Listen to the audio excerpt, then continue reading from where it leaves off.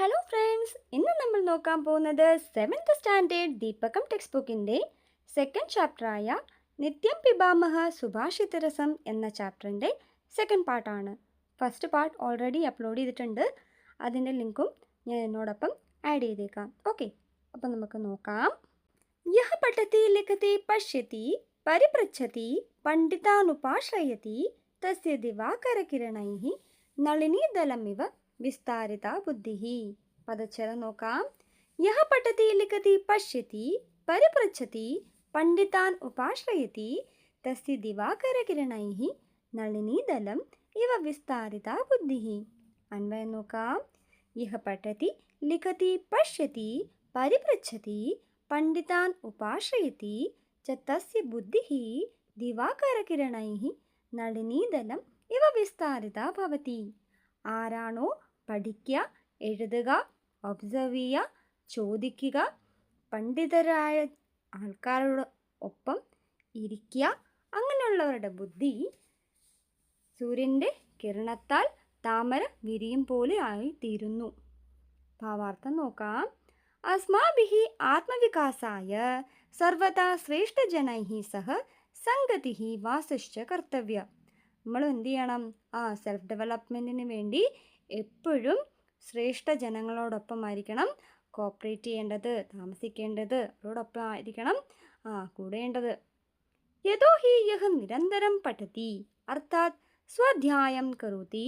ആരാണോ നിരന്തരമായി പഠിക്കുക, അതായത് സ്വന്തമായി പഠിച്ചെടുക്കുക, സ്വന്തമായി അധ്യയനം ചെയ്യുക, ലിഖതി എഴുതുക, പശ്യതി കാണുക, അതായത് ഒബ്സർവ് ചെയ്യുക, വിവിധാൻ പ്രശ്നാൻ കരോതി വിവിധ തരത്തിലുള്ള ചോദ്യങ്ങൾ ചോദിക്കുക, സ്വസ്യ സംശയം ദൂരീകരോതി സ്വന്തം സംശയങ്ങൾ ദൂരീകരിക്കുക, അതായത് ഡൗട്ട്സ് ക്ലിയർ ചെയ്യുക, ജ്ഞാനീ ജനാനാം ആശ്രയേ സമീപേ തിഷ്ഠതി ജ്ഞാനികളായ ജനങ്ങളോടൊപ്പം, ജ്ഞാനികളായ ആൾക്കാരോടൊപ്പം ഇരിക്കുക, അവരുടെ കൂടെ ഇരിക്കുക, അവരുടെ സമീപത്തിരിക്കുക. തസ്യ ബുദ്ധിഃ തഥൈവ വർദ്ധത്തെ യഥാ സൂര്യസ്യ കിരണൈഃ കമലം പൂർണ്ണതയാ വികസിതം ഭവതി. അങ്ങനെയുള്ളവരുടെ ബുദ്ധി എങ്ങനെയായിത്തീരുന്നു എന്നാ പറഞ്ഞേ? എങ്ങനെയാണോ സൂര്യൻ്റെ കിരണത്താൽ താമരപ്പൂ പൂർണ്ണമായും വിടരുക, അതേപോലെ ബുദ്ധിയിലും ഡെവലപ്മെൻറ്റ് ഉണ്ടാകും, ബുദ്ധി വികസിക്കും എന്നാണ് ഇവിടെ പറഞ്ഞു വയ്ക്കുന്നത്. ഓക്കെ, നമുക്കിനി അടുത്ത് നോക്കാം. പ്രിയവാക്യപ്രധാനേന സർവേ തുഷ്യന്തി ജന്തവഃ തസ്മാത് തദേവ വക്തവ്യം വചനേ കാ ദരിദ്രത. പദച്ഛേദം നോക്കാം. പ്രിയവാക്യപ്രധാനേന സർവേ തുഷ്യന്തി ജന്തവഃ തസ്മാത് തത് ഏവ വക്തവ്യം വചനേ കാ ദരിദ്രത. അന്വയം നോക്കാം. സർവേ ജന്തവഃ പ്രിയവാക്യപ്രധാനേന തുഷ്യന്തി. എല്ലാ ജീവജാലങ്ങളും മധുരമായ വചനത്താൽ, അതായത് മധുരമായ വചനം കേൾക്കുമ്പോൾ എന്തുണ്ടാവും? അവർക്ക് സന്തോഷം ഉണ്ടാവും. തസ്മാത് തദേവ വക്തവ്യം, അതുകൊണ്ട് അങ്ങനെ തന്നെ സംസാരിക്കുക. വചനേക്കാ ദരിദ്രത, സംസാരിക്കുന്നതിന് എന്തിനാ ദാരിദ്ര്യം? അതുകൊണ്ട് എന്താ ഉദ്ദേശിക്കുന്നതെന്ന് നമുക്ക് ഭാവാർത്ഥം നോക്കി മനസ്സിലാക്കാം. എന്താ പറയണേ ഇവിടെ? മധുരഭാഷണേന സർവേ അപി പ്രാണിനഃ അസ്മാകം സർവാണി മിത്രാണി മാതാ പിതാ ഭ്രാതാ ഇത്യാദയഃ പ്രസന്നാഃ ഭവന്തി. മധുരമായ ഭാഷണത്തിലൂടെ, മധുരമായ സംസാരത്തിലൂടെ എല്ലാവരും, അതായത് എല്ലാ പ്രാണികളും, എല്ലാ ജീവജാലങ്ങളും, അതായത് നമ്മുടെ എല്ലാ മിത്രങ്ങളും, അമ്മയും അച്ഛനും സഹോദരങ്ങളും എല്ലാവരും തന്നെ സന്തോഷിക്കുന്നു. മധുരഭാഷണേന കാപി ഹാനിഃ നാസ്തി. മധുരമായി സംസാരിക്കുന്നതിലൂടെ ആർക്കും ദോഷം ഉണ്ടാവുന്നില്ല.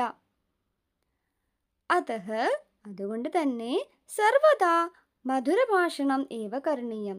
അതുകൊണ്ട് മധുരഭാഷണം മാത്രമായിരിക്കണം ചെയ്യേണ്ടത്.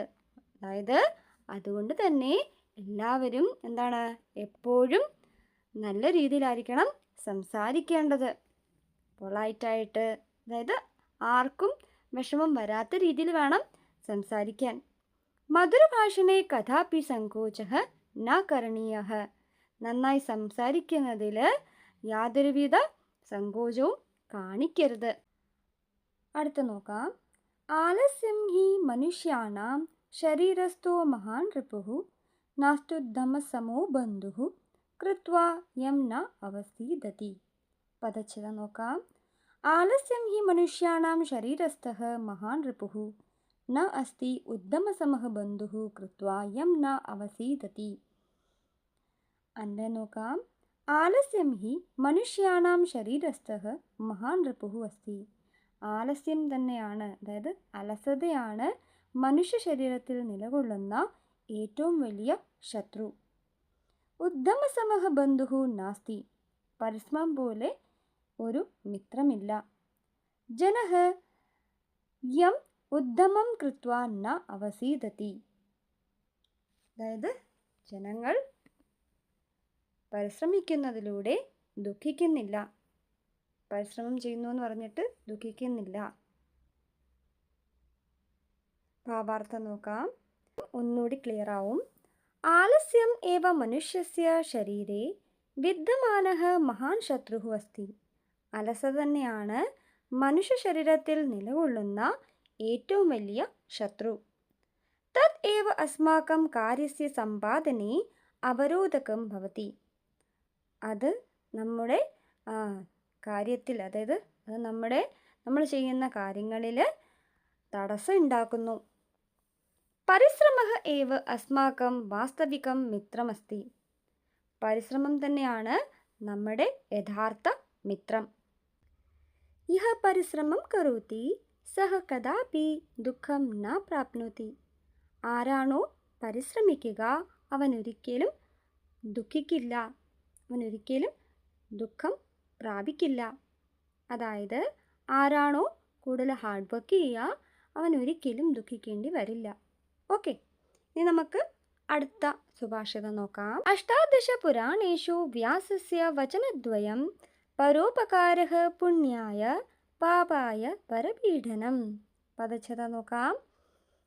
അഷ്ടാദശ പുരാണേഷു വ്യാസസ്യ വചനദ്വയം പരോപകാരഃ പുണ്യായ പാപായ പരപീഡനം.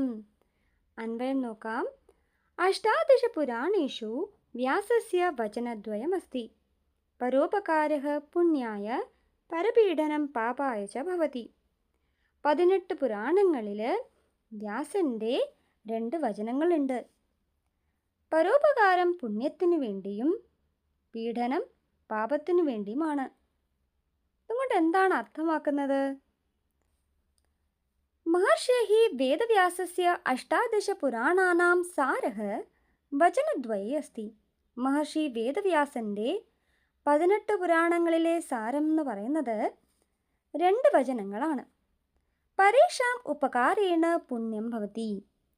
മറ്റുള്ളവരെ സഹായിക്കുന്നതിലൂടെ പുണ്യമുണ്ടാവുന്നു.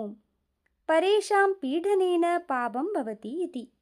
മറ്റുള്ളവരെ ദ്രോഹിക്കുന്നതിലൂടെ പാപം ഉണ്ടാവുന്നു, പാപം കിട്ടുന്നു.